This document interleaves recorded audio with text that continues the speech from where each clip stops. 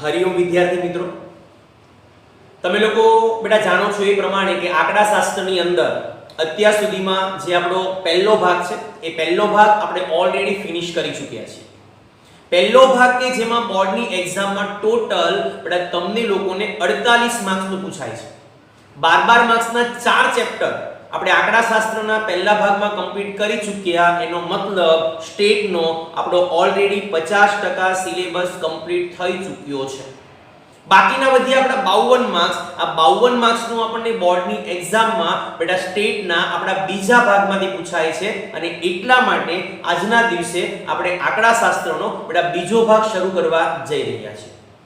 બીજા ભાગની અંદર ટોટલ આપણે અલગ અલગ પ્રકારના 5 ચેપ્ટરનો અભ્યાસ કરવાનો છે અને આ 5 ચેપ્ટરોમાંથી આજના દિવસે આપણે બેટા શરૂ કરવા જઈ રહ્યા છીએ તમારું પહેલા નંબરનું ચેપ્ટર, જેનું મેઇન હેડિંગ છે આપણી પાસે બેટા સંભાવના।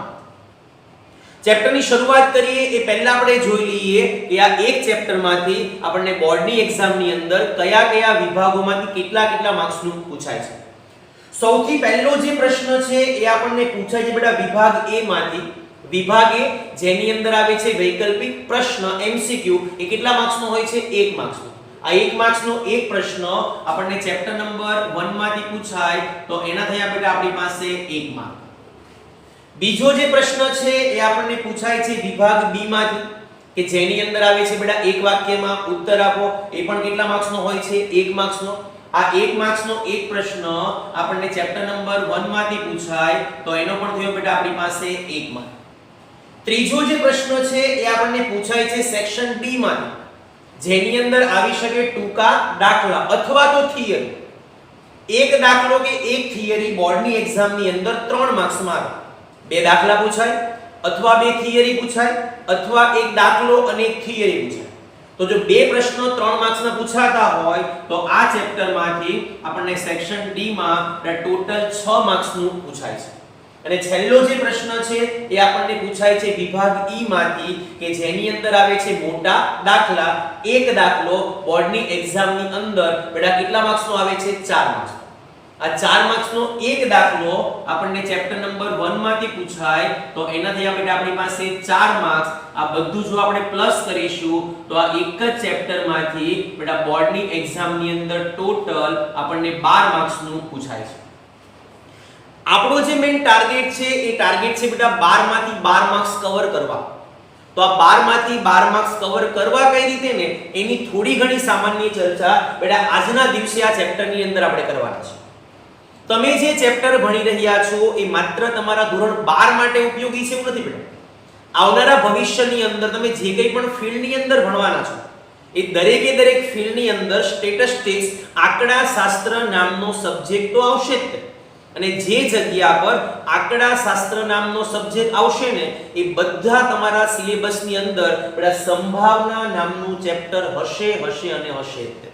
મતલબ હવે જે ટોપિક તમે લોકો ભણવાના છો બીજા ભાગની અંદર એ ટોપિક માત્ર તમારા વર્તમાન સમય માટે નહીં પણ આવનારા ફ્યુચર માટે પણ ખૂબ એટલે ખૂબ અગત્યના છે।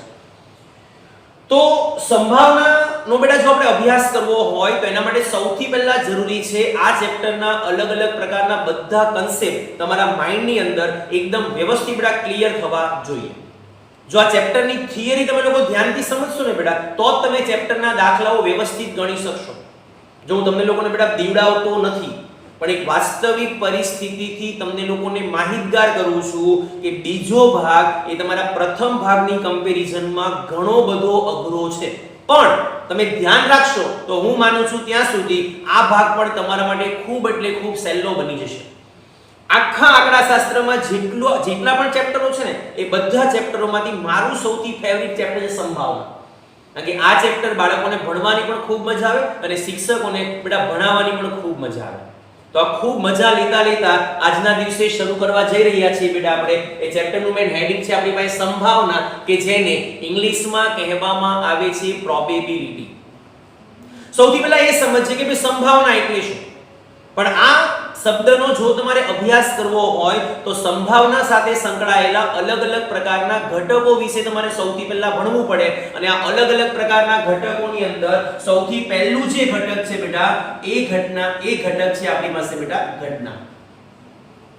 તો પ્રશ્ન થાય કે સર ઘટના એ વળી શું? રોજબરોજના જીવનની અંદર સ્વાભાવિક છે કે આપણી આજુબાજુમાં અલગ અલગ પ્રકારની ઘણી બધી ઘટનાઓ બનતી હોય છે. અમુક ઘટના અચાનક બની જતી હોય છે, અમુક ઘટના આપણી આંખોની સામે બનતી હોય છે, અમુક ઘટના આપણે જાતે કરીને બનાવતા હોઈએ છીએ. તો આવી અલગ અલગ પ્રકારની જે ઘટનાઓ છે ને, એ ઘટનાઓ વિશે તમારે સૌથી પહેલા આ ચેપ્ટરની અંદર ભણવું પડશે. આપણી આજુબાજુમાં બનતી અલગ અલગ પ્રકારની જેટલી પણ ઘટનાઓ છે, એ ઘટનાઓના સૌથી પહેલા આપણે અલગ અલગ 3 વિભાગો પાડવાના છે. અને આ 3 વિભાગોની અંદર પહેલા નંબર પર જે ઘટના છે, એ ઘટનાની અંદર સમાવેશ કરીશું એ છે આપણી પાસે ચોક્કસ અથવા તો નિશ્ચિત ઘટના. પ્રથમ નંબરની ઘટનામાં સમાવેશ કરીશું આપણે ચોક્કસ અથવા તો નિશ્ચિત ઘટના. બીજા નંબરની જે ઘટના છે બેટા, એ ઘટનાની અંદર સમાવેશ કરીશું એ છે આપણી પાસે અશક્ય ઘટના. અને ત્રીજા નંબરની જે ઘટના છે, એ ઘટનાની અંદર સમાવેશ કરીશું એ છે આપણી પાસે બેટા અનિશ્ચિત અથવા તો યાદચ્છિક. કયું? યાદચ્છિક ઘટના. તો આવી અલગ અલગ પ્રકારની 3 ઘટના વિશે સૌથી પહેલા તમારે સમજવાનું છે. કઈ ઘટના? ચોક્કસ કે નિશ્ચિત ઘટના, અશક્ય ઘટના, અનિશ્ચિત અને યાદચ્છિક ઘટના. સૌથી પહેલી જે ઘટના છે, જે ઘટનાની અંદર સમાવેશ કરીશું આપણે ચોક્કસ કે નિશ્ચિત ઘટના, તો પ્રશ્ન થાય કે જો ચોક્કસ કે નિશ્ચિત ઘટના એટલે શું? ચોક્કસ ઘટના, નિશ્ચિત ઘટના, જે ઘટના ફરજિયાતપણે બનવાની છે. તમે ગમે તેટલા પ્રયત્ન કરો, એ ઘટનાને તમે કોઈ પણ સંજોગોની અંદર બનતી અટકાવી શકવાના નથી. આવી જે ઘટના છે બેટા, એ ઘટનાને કહીશું આપણે ચોક્કસ કે નિશ્ચિત ઘટના. તમારા દ્વારા ગમે તેટલા પ્રયત્ન કરવામાં આવે, આવી ઘટનાને તમે કોઈ પણ સંજોગોની અંદર બનતી અટકાવી શકતા નથી. એટલા માટે આવી જે ઘટના છે, એ ઘટનાને આપણા આંકડાશાસ્ત્રની પરિભાષામાં બેટા કહેવામાં આવે છે ચોક્કસ કે નિશ્ચિત ઘટના. સર, જેમ કે ઉદાહરણ તરીકે સૂર્યનું પૂર્વમાં ઉગવું અને પશ્ચિમમાં આથમવું. સૂર્યનું પૂર્વમાં ઉગવું અને પશ્ચિમમાં આથમવું આ એવા પ્રકારની ઘટના છે કે આપણા દ્વારા ગમે તેટલા પ્રયત્ન કરવા છતાં પણ આ ઘટનાને તમે લોકો બનતી અટકાવી શકતા નથી. તો આ એક પ્રકારની બેટા કઈ ઘટના થઈ? ચોક્કસ કે નિશ્ચિત ઘટના. ચોક્કસ કે નિશ્ચિત ઘટના પછી બેટા બીજા નંબરની ઘટના કઈ છે? અશક્ય ઘટના. એનાથી ઉલટું, તમે ગમે તેટલા પ્રયત્ન કરો, તમારા દ્વારા ગમે તેટલા પ્રયત્ન કરવામાં આવે, આ ઘટનાને બનતી તમે લોકો અટકાવી શકતા નથી. તો એવી ઘટનાને કહીશું આપણે ચોક્કસ કે નિશ્ચિત ઘટના. તો શું અશક્ય ઘટના એટલે? અશક્ય ઘટના એટલે તમે ગમે એટલા પ્રયત્ન કરો, એ ઘટનાને તમે કોઈ પણ સંજોગોની અંદર બનાવી શકવાના નથી. આવી જે ઘટના છે બેટા, એ ઘટના એ કઈ ઘટના છે? અશક્ય ઘટના. સર, જેમ કે સૂર્ય કઈ દિશામાંથી ઉગે? પૂર્વ દિશામાં. તો સૂર્યનું પશ્ચિમ દિશામાં ઉગવું એ એક પ્રકારની કઈ ઘટના છે? અશક્ય. તમે ગમે એટલા પ્રયત્ન કરો, એ ઘટનાને તમે કોઈ પણ સંજોગોની અંદર બનાવી શકવાના નથી. આપણે એક મોટી હાઈ રાઇઝ બિલ્ડિંગ છે, એના 10મા કે 12મા માળે જઈએ અને 12મા માળેથી એક સફરજન આપણા હાથમાં છે, સફરજન, અને સફરજનને આપણે ફેંકીએ છીએ તો ફરજિયાત ક્યાં જાય? નીચે જાય. એ કઈ ઘટના છે? ચોક્કસ કે નિશ્ચિત ઘટના. સફરજનનું ફેંકવાથી સફરજનનું ઉપર જવાની ઘટના એક પ્રકારની બેટા કઈ ઘટના છે? અશક્ય ઘટના. તો અશક્ય ઘટના એટલે તમારા દ્વારા ગમે તેટલા પ્રયત્ન કરવામાં આવે, આ ઘટનાને તમે કોઈ પણ સંજોગોની અંદર બનતી અટકાવી શકવાના નથી. તો આવી જે બેટા ઘટના છે, એ ઘટનાને આપણે કઈ ઘટના કહીશું? અશક્ય ઘટના. ત્રીજા નંબરની જે બેટા ઘટના છે, એ ઘટનામાં લઈશું આપણે અનિશ્ચિત કે યાદચ્છિક ઘટના. સર, અનિશ્ચિત કે યાદચ્છિક ઘટના એટલે શું? અનિશ્ચિત કે યાદચ્છિક ઘટના એટલે જે ઘટના તક પર આધારિત હોય. જે ઘટના તક, કે જેને ઇંગ્લિશમાં કહેવામાં આવે છે ચાન્સ. જો ઘટનાને તક મળે તો ઘટના બની જાય, અને ઘટનાને તક ન મળે તો ઘટના બનતી નથી. તો આવી જે ઘટના છે એને શું કહીશું બેટા? અનિશ્ચિત કે યાદચ્છિક ઘટના. ઘટના બનવાના કે ન બનવા અંગે તમે કોઈ અનુમાન લગાવી શકતા નથી. કદાચ ઘટના બને પણ ખરી અને કદાચ ઘટના ન પણ બને. તો આવી જે ઘટના છે બેટા, એ ઘટનાને કહેવામાં આવે છે અનિશ્ચિત કે યાદચ્છિક ઘટના. અનિશ્ચિત કે યાદચ્છિક ઘટના. સર, જેમ કે આવતીકાલે સવારે વરસાદનું આવવું એક પ્રકારની કઈ ઘટના છે? અનિશ્ચિત કે યાદચ્છિક ઘટના. જો વરસાદને આવવાની તક મળશે તો વરસાદ આવી જશે, અને ચાન્સ નહીં મળે તો વરસાદ આવશે નહીં. તો વરસાદનું આવવું એ એક પ્રકારની બેટા કઈ ઘટના છે? અનિશ્ચિત કે યાદચ્છિક ઘટના. કારણ કે આવી જે ઘટના છે એ બેટા તક પર આધારિત રાખે છે. એક પાસો લઈએ આપણે. એક પાસાને આપણે ફેંકીએ તો પાસાની કેટલી બાજુ હોય? 6 બાજુ. અને દરેક બાજુ પર નંબર લખ્યા હોય 1 2 3 4 5 6. પાસાને ફેંકવાથી પાસા પર 5 આવવાની ઘટના. શું આ ઘટના ચોક્કસ કે નિશ્ચિત ઘટના છે? ના. આપણે શકુનીમામાં નથી કે 5 માંગવાથી 5 આવી જાય, કે ભાંજે 5 તો 5 આવી જાય. એ શકુનીમામાં બેટા આપણે નથી.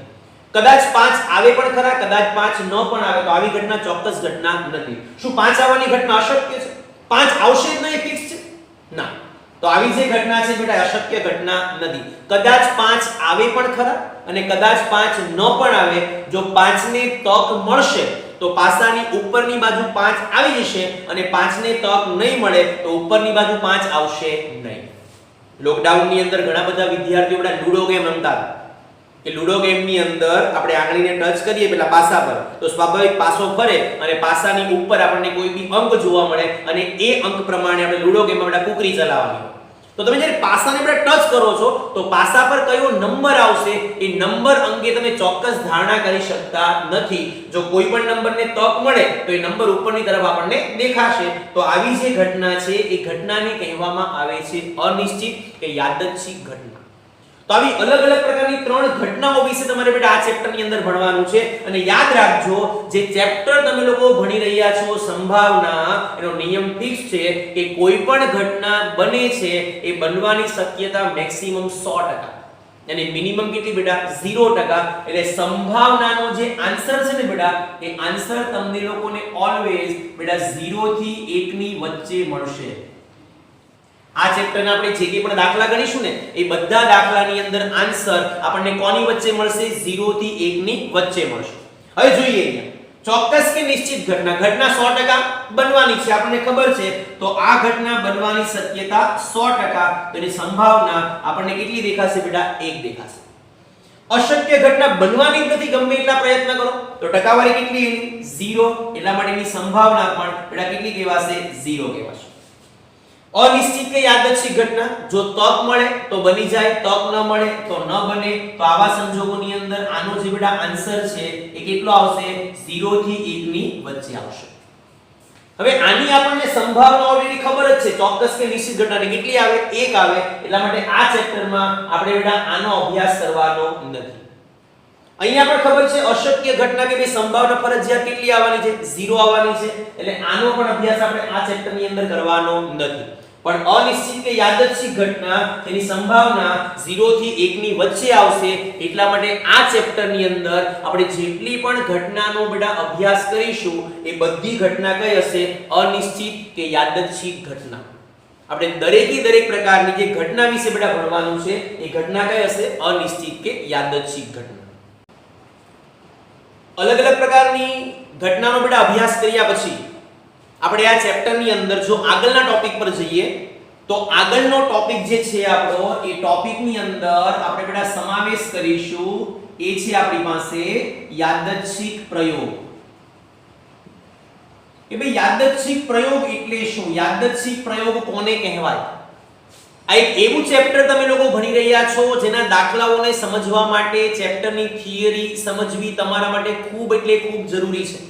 તો દરેક વિદ્યાર્થી મિત્રોને હું રિક્વેસ્ટ કરું છું બેટા કે આ ચેપ્ટરના બધા કન્સેપ્ટ જે થિયરીના છે ને એ પ્લીઝ ધ્યાનથી સમજજો. બાકી આ ચેપ્ટરના દાખલાઓમાં તમને ખરેખર કઈ સમજ નહીં પડે. એટલે સૌથી પહેલા અહીંયા ધ્યાન આપો કે ભાઈ યાદચ્છિક પ્રયોગ એટલે શું? યાદચ્છિક પ્રયોગ કોને કહેવાય? યાદચ્છિક ઘટના વિશે તો આપણે ભણ્યા. હવે આપણે ભણવાનું છે બેટા યાદચ્છિક પ્રયોગ વિશે. એક સામાન્ય ઉદાહરણ લઈએ. ધારો કે તમે લોકો ક્લાસની અંદર મારી સામે બેટા બેઠા છો. ભવિષ્યમાં બેસશો તો સ્વાભાવિક જ છે. હવે આપણે આપણા ક્લાસની અંદર ધારો કે એક પ્રયોગ કરીએ છીએ અને એ પ્રયોગ છે બેટા પાસો ફેંકવાનો પ્રયોગ. એક પાસો હું ફેંકું છું. તો પાસો ફેંકવાનો પ્રયોગ એ કયો પ્રયોગ કહેવાય? યાદચ્છિક પ્રયોગ. પ્રશ્ન એ છે કે સર પાસો ફેંકવાનો પ્રયોગ અથવા તો સિક્કો ઉછાળવાનો પ્રયોગ એને યાદચ્છિક પ્રયોગ કહેવાય શા માટે? રીઝન શું છે? તો એના માટે આ પ્રયોગની અંદર અમુક ખાસિયત હોવી જોઈએ. સર કઈ કઈ ખાસિયત? પહેલી ખાસિયત, પાસો ફેંકવાનો જે આ પ્રયોગ છે એ પ્રયોગનું આપણે આપણી ઈચ્છા પ્રમાણે ગમે એટલી વાર પ્રયત્ન કરી શકીએ. एक बार, बे बार, 5 बार, 10 बार, 25 बार, 50 बार, 100 बार, 500, 1000 बार। સ્વાભાવિક છે બેટા, આપણને કોઈ વ્યક્તિ ના પાડવાનું નથી. તો યાદચ્છિક પ્રયોગની આ સૌથી પહેલી ખાસિયત છે કે જે પ્રયોગનું સમાન પરિસ્થિતિ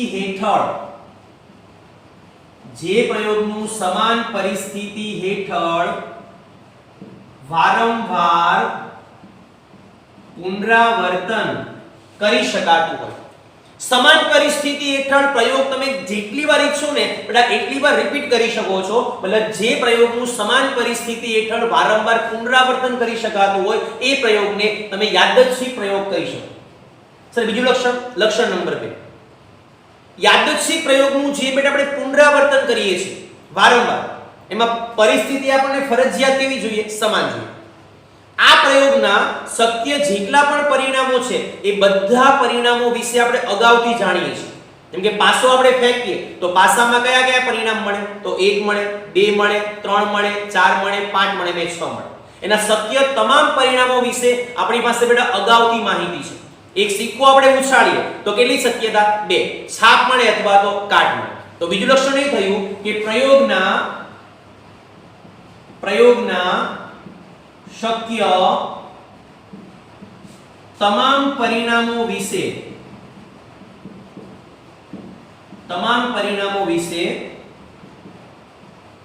અગાઉથી માહિતી હોય છે. જે પ્રયોગ તમે લોકો કરી રહ્યા છો એ પ્રયોગના શક્ય તમામ પરિણામો વિશે તમારી પાસે અગાઉથી માહિતી હોવી જોઈએ. આંકડાશાસ્ત્રની તમે લોકો 100 ગુણની પરીક્ષા આપો છો તો 100 ગુણની પરીક્ષામાં તમને લોકોને કયા કયા પરિણામો મળશે એ પરિણામ વિશે તમને અગાઉથી ખબર જ છે બેટા કે 100 ગુણની પરીક્ષાની અંદર તમારું ઓછામાં ઓછા માર્ક્સ કેટલા આવશે? 0 અને વધારેમાં વધારે કેટલા આવશે? 100. તો 0 1 2 3 4 ડેશ ડેશ ડેશ ડેશ 100. આ એ તમારા પ્રયોગના શક્ય તમામ પરિણામો થયા જે પરીક્ષા આપતા પહેલા તમને લોકોને ખબર છે. તો પરીક્ષા આપવાનો જે પ્રયોગ છે એ પ્રયોગને બેટા કયો પ્રયોગ કહેવાય? યાદચ્છિક પ્રયોગ. અને બીજું લક્ષણ એ છે આપણી પાસે બેટા કે પ્રયોગના અંતે કયું પરિણામ મળશે? પ્રયોગના અંતે કયું પરિણામ મળશે એ ચોક્કસપણે કહી શકાતું નથી. તમે ચોક્કસપણે એવું નહીં કહી શકો કે શું આંકડાશાસ્ત્રની પરીક્ષા આપીશ તો મારા 100 માંથી 100 ગુણ જ આવશે, એવું ચોક્કસપણે કહી શકવું પોસિબલ નથી. હું પાસો ફેંકીશ તો ફરજિયાત પાસા પર 6 જ આવશે, એવું ચોક્કસપણે કહી શકવું પોસિબલ નથી. તો જ આવા પ્રયોગને બેટા આંકડાશાસ્ત્રની પરિભાષામાં શું કહેવાય? યાદચ્છિક પ્રયોગ કહેવાય. જે પ્રયોગનું સમાન પરિસ્થિતિ હેઠળ વારંવાર શું કરી શકાય? પુનરાવર્તન કરી શકાય. પ્રયોગના શક્ય તમામ પરિણામ વિશે આપણી પાસે અગાઉથી માહિતી હોય અને પ્રયોગના અંતે કયું પરિણામ મળશે એ આપણે ચોક્કસપણે કહી શકતા નથી. આવા પ્રયોગને બેટા આંકડાશાસ્ત્રની પરિભાષામાં શું કહેવાય? યાદચ્છિક પ્રયોગ. આ ત્રણેય વસ્તુ મિક્સ કરી દો એટલે યાદચ્છિક પ્રયોગની બેટા આપણી વ્યાખ્યા બની ગઈ. તો યાદચ્છિક પ્રયોગ એટલે શું? જે પ્રયોગનું સમાન પરિસ્થિતિ હેઠળ વારંવાર પુનરાવર્તન કરી શકાય. અલ્પવિરામ પ્રયોગના શક્ય તમામ પરિણામો વિશે અગાઉથી માહિતી હોવા છતાં પ્રયોગના અંતે કયું પરિણામ મળશે એ ચોક્કસપણે કહી શકાતું નથી. તો આવા પ્રયોગને આંકડાશાસ્ત્રની પરિભાષામાં બેટા શું કહેવાય? યાદચ્છિક પ્રયોગ.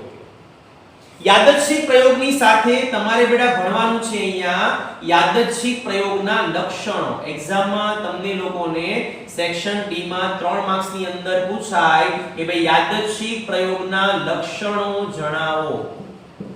એના લક્ષણો વિશે તમારે અલગથી મહેનત કરવાની જરૂર નથી કારણ કે ઓલરેડી 3 લક્ષણો તમારી સામે બેટા બોર્ડ ઉપર લખેલા છે. લક્ષણ નંબર 1 યાદચ્છિક પ્રયોગનું સમાન પરિસ્થિતિ હેઠળ વારંવાર પુનરાવર્તન કરી શકાય છે. લક્ષણ નંબર 2 યાદચ્છિક પ્રયોગના શક્ય તમામ પરિણામ વિશે આપણી પાસે અગાઉથી માહિતી હોય છે. અને લક્ષણ નંબર 3 પ્રયોગના અંતે કયું પરિણામ મળશે તે ચોક્કસપણે કહી શકાતું નથી. અને ચોથું લક્ષણ એ તમારે બેટા એડ કરવાનું છે અને એ છે આપણી પાસે કે પ્રયોગના અંતે ચોક્કસ પરિણામ મળે છે. સ્વાભાવિક છે બેટા કે જ્યારે આપણો પ્રયોગ પૂરો થાય ત્યારે આપણને એક ચોક્કસ પરિણામ તો મળે ને. એક પાસો આપણે ફેંકીએ છીએ તો પાસા પર કયું પરિણામ મળશે એ આપણને ખબર નથી, પણ પાસો ફેંકવાથી આપણને કોઈ એક ચોક્કસ પરિણામ તો મળે છે. એ તમારું બેટા યાદચ્છિક પ્રયોગનું લક્ષણ નંબર 4 થઈ. તો યાદચ્છિક પ્રયોગની વ્યાખ્યા અને યાદચ્છિક પ્રયોગના લક્ષણો તમને લોકોને બોર્ડની એક્ઝામમાં સેક્શન ડી માં બેટા થિયરી બેઝમાં 3 માર્ક્સની અંદર પૂછી શકાય. આગળનો જે ટોપિક છે બેટા એ ટોપિકની અંદર આપણે સમાવેશ કરીએ છીએ નિદર્શા અવકાશ. આ ચેપ્ટરનો કોઈ પણ દાખલો જો તમારે ગણવો હોય ને તો એ દાખલો ગણવા માટે સૌથી પહેલા તમને ચેપ્ટરનો નિદર્શા અવકાશ લખતા આવડતો હોવો જોઈએ. ચેપ્ટરનું જે પહેલું સ્વાધ્યાય છે ને સ્વાધ્યાય 1.1 એ આખા સ્વાધ્યાયની અંદર આપણે નિદર્શા અવકાશ લખવાની પ્રેક્ટિસ કરવાની છે. પણ એ પ્રેક્ટિસ કરવા માટે સૌથી પહેલા નિદર્શા અવકાશ શું છે ને બેટા એના વિશે તમને લોકોને ખબર હોવી જોઈએ. તો સૌથી પહેલા એ જોઈએ કે ભાઈ નિદર્શા અવકાશ એટલે શું. ઉપર એક પ્રયોગ ભણ્યા બેટા. કયો પ્રયોગ ભણ્યા આપણે? યાદચ્છિક પ્રયોગ. આ યાદચ્છિક પ્રયોગના શું છે તો કે ભાઈ શક્ય તમામ પરિણામો છે. આ શક્ય તમામ જે પરિણામો છે એ પરિણામોને ધારો કે હું દર્શાવું છું કઈ રીતે એ તમે ખાસ ધ્યાન દીજો. એક પાસો મેં ફેંક્યો તો પાસામાં કયા કયા પરિણામ મળ્યા? તો સર પાસામાં 1 મળે અથવા 2 મળે અથવા 3 મળે અથવા 4 મળે અથવા 5 મળે અથવા 6 મળે. આ 1 થી 6 એ શું છે? પાસો ફેંકવાના યાદચ્છિક પ્રયોગના શક્ય તમામ પરિણામો છે. હવે આ પરિણામોને ધારો કે હું દર્શાવું છું છગડીયા કૌંસમાં તો આ શું બની ગયું? નિદર્શા અવકાશ. કોઈ પણ પરિણામને તમે છગડીયા કૌંસમાં દર્શાવો તો શેમાં દર્શાવ્યું કહેવાય? તો આ શક્ય તમામ પરિણામોનો તમે લોકોએ બેટા અહીંયા શું બનાવ્યો? ગણ બનાવ્યો. તો આ ગણને આંકડાશાસ્ત્રની પરિભાષામાં શું કહેવાય? નિદર્શા અવકાશ. અને આવો નિદર્શા અવકાશ તમારે ચેપ્ટરના સ્ટાર્ટિંગમાં લખતા બેટા શીખવાનો છે. તો સૌથી પહેલા એ સમજો કે નિદર્શા અવકાશ એટલે શું? તો યાદચ્છિક પ્રયોગના શક્ય તમામ પરિણામોના ગણને શું કહેવાય? નિદર્શા અવકાશ કહેવાય. અને ખાસ યાદ રાખજો કે આ નિદર્શા અવકાશને બેટા સંકેતમાં દર્શાવવામાં આવે છે કેપિટલ U વડે. આ નિદર્શા અવકાશનો સંકેત છે જેનો મેક્સિમમ દાખલાઓમાં આપણે બેટા ઉપયોગ કરવાનો છે. તો નિદર્શા અવકાશનો સંકેત શું છે? U છે. નિદર્શા અવકાશના જો આપણે પ્રકારોની વાત કરીએ તો નિદર્શા અવકાશના આપણી પાસે બે પ્રકારો છે. આ બે પ્રકારોમાં બેટા પહેલા પ્રકારમાં સમાવેશ કરીશું આપણે શાંત નિદર્શા અવકાશ અને બીજા પ્રકારમાં સમાવેશ કરીશું આપણે અનંત નિદર્શા અવકાશ. તો પ્રશ્ન આવ્યો કે શાંત નિદર્શા અવકાશ કોને કહેવાય અને અનંત નિદર્શા અવકાશ કોને કહેવાય? શબ્દ પરથી આપણને ખબર પડી જાય બેટા. શાંત મારી જેવો શાંત હોવો જોઈએ એવું વ્યાખ્યામાં લખવાનું નથી. સર શાંત અને અનંત અનંત ખબર છે કે જેને ગણી શકાય કે ન શકાય? ન શકાય. તો અહીંયા તમારે જે ગણવાની વાત છે બેટા એની વાત કરવાની છે કે અહીંયા અનંત નિદર્શા અવકાશને ગણી શકાતો નથી અને શાંત નિદર્શા અવકાશને બેટા ગણી શકાય. શું ગણી શકાય? તો નિદર્શા અવકાશમાં સમાવિષ્ટ ઘટકો. જે નિદર્શા અવકાશમાં સમાવિષ્ટ ઘટકોની સંખ્યા ગણી શકાય તેવી હોય તેવા નિદર્શા અવકાશને કહેવામાં આવે છે શાંત નિદર્શા અવકાશ. એક પાસો ફેંકવાથી મળતા ઘટકો એ કયો નિદર્શા અવકાશ છે? શાંત. શા માટે? ગણી શકાય. 1 2 3 4 5 6. એક સિક્કો ઉછાળીએ તો કેટલા ઘટક મળે? 2. કયા કયા? છાપ અને કાટ. ગણી શકાય તેવા છે. 100 ગુણની પરીક્ષા આપો તો મળતા ગુણનો નિદર્શા અવકાશ 0 થી ક્યાં સુધી બેટા? 100 સુધી. તો એ કયો નિદર્શા અવકાશ થયો? શાંત નિદર્શા. અનંત. આકાશમાં તારાઓની સંખ્યાનો નિદર્શા અવકાશ એ શું છે બેટા? અનંત, જે ગણી શકાતો નથી. તો જે નિદર્શા અવકાશના ઘટકોની સંખ્યા ગણી શકાય તેવી ન હોય તેવા નિદર્શા અવકાશને બેટા શું કહેવાય? અનંત નિદર્શા અવકાશ. ચેપ્ટરની થિયરી બેટા ખૂબ એટલે ખૂબ અગત્યની છે. એનું રીઝન તમને જણાવું તો અગાઉ ઘણા બધા વર્ષોની અંદર બોર્ડની એક્ઝામમાં આખા તમારા બોર્ડના પેપરની અંદર થિયરી પૂછાણી ન હતી, પણ આ એક ચેપ્ટર એવું છે કે જેમાંથી એ વર્ષે પણ બોર્ડની એક્ઝામની અંદર બેટા 6 માર્ક્સની થિયરી પૂછાયેલી છે. એટલા માટે આ થિયરી તમારી બોર્ડની પરીક્ષા માટે બેટા ખૂબ એટલે ખૂબ અગત્યની છે. તો બધી થિયરી તમારે ધ્યાનથી બેટા સમજવાની છે. તો આજની ચર્ચાને આપણે બેટા અહીંયા અટકાવીએ છીએ. આવતા લેક્ચરની અંદર આ ચર્ચાનો દોર આગળ વધારીશું. ત્યાં સુધી બધા વિદ્યાર્થીઓને ગુડ બાય, હરિઓમ. તમારો દિવસ બેટા શુભ રહે. આભાર બેટા.